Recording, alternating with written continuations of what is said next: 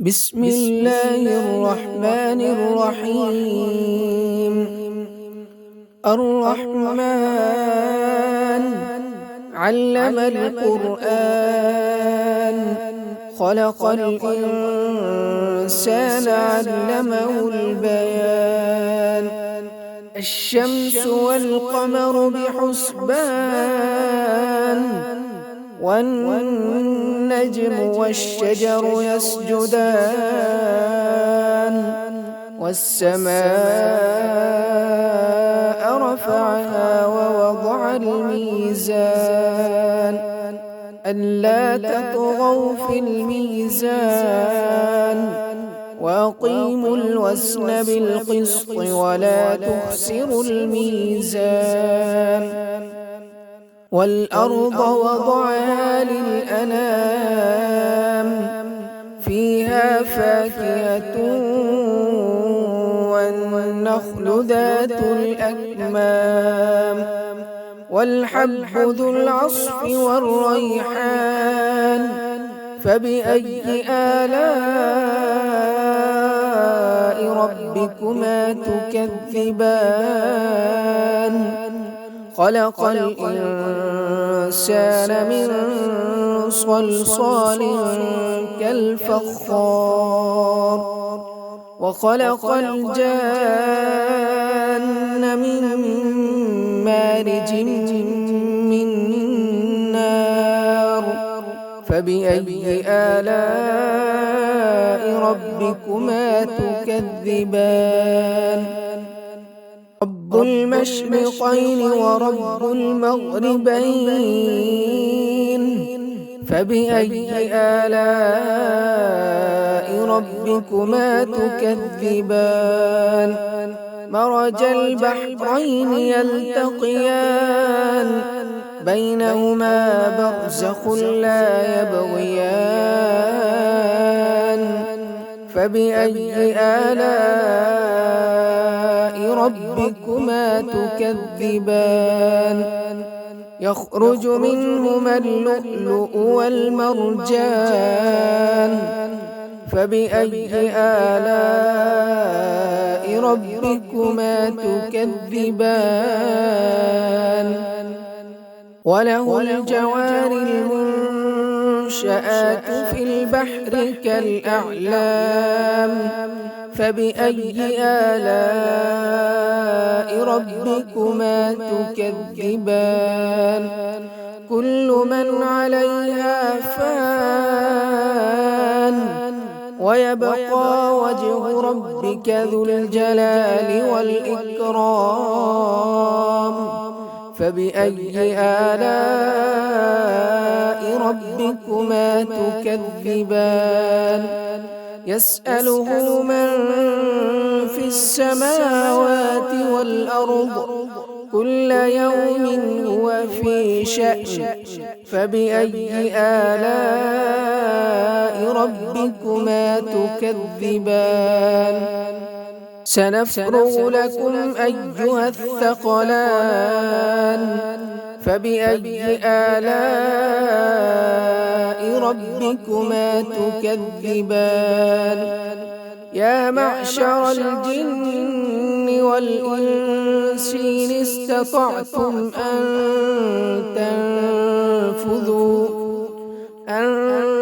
تنفذوا من أقطار السماوات والأرض فانفذوا، لا تنفذون إلا بسلطان.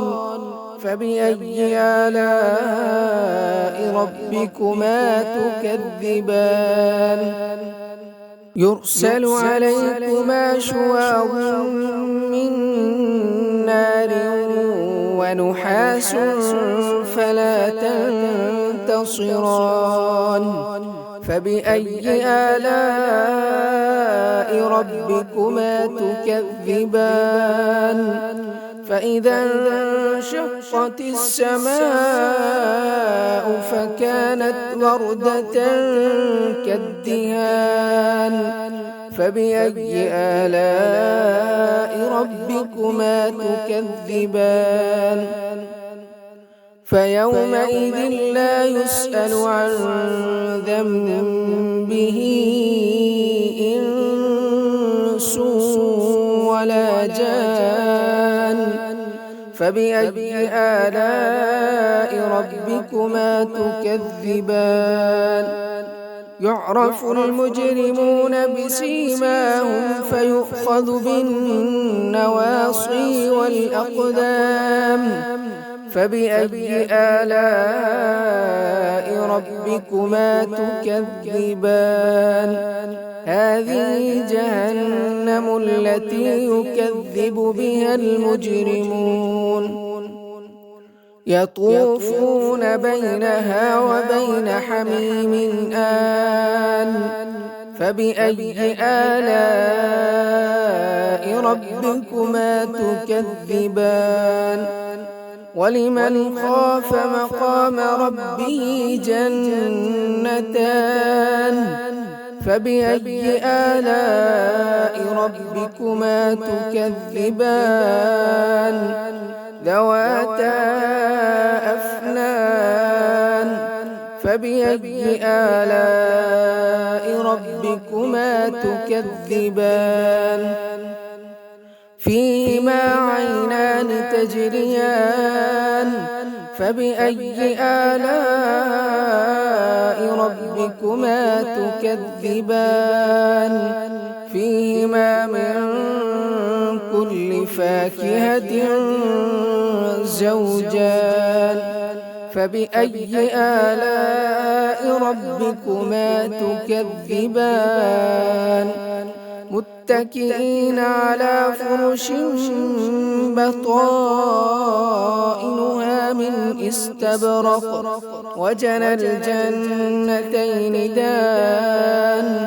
فبأي آلاء ربكما تكذبان فيهن قاصرات الطرف لم يطمثهن إنس قبلهم ولا جان فبأي آلاء ربكما تكذبان كأنهن الياقوت والمرجان فبأي آلاء ربكما تكذبان هل جزاء الإحسان إلا الإحسان فبأي آلاء ربكما تكذبان ومن دونهما جنتان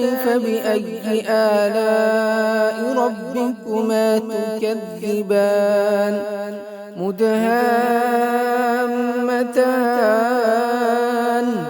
فبأي آلاء ربكما تكذبان فيهما عينان نضاختان فبأي آلاء ربكما تكذبان فيهما فاكهة ونخل ورمان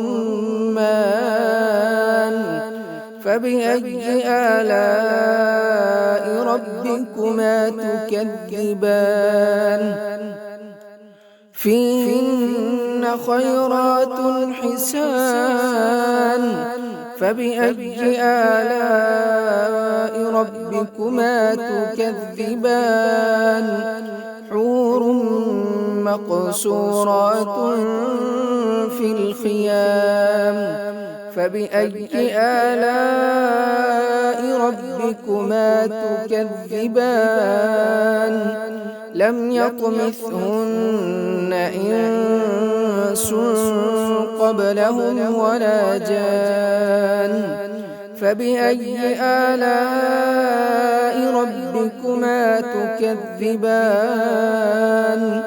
متكئين على رفرف خضر وعبقري حسان فبأي آلاء ربكما تكذبان تبارك اسم ربك ذي الجلال والإكرام.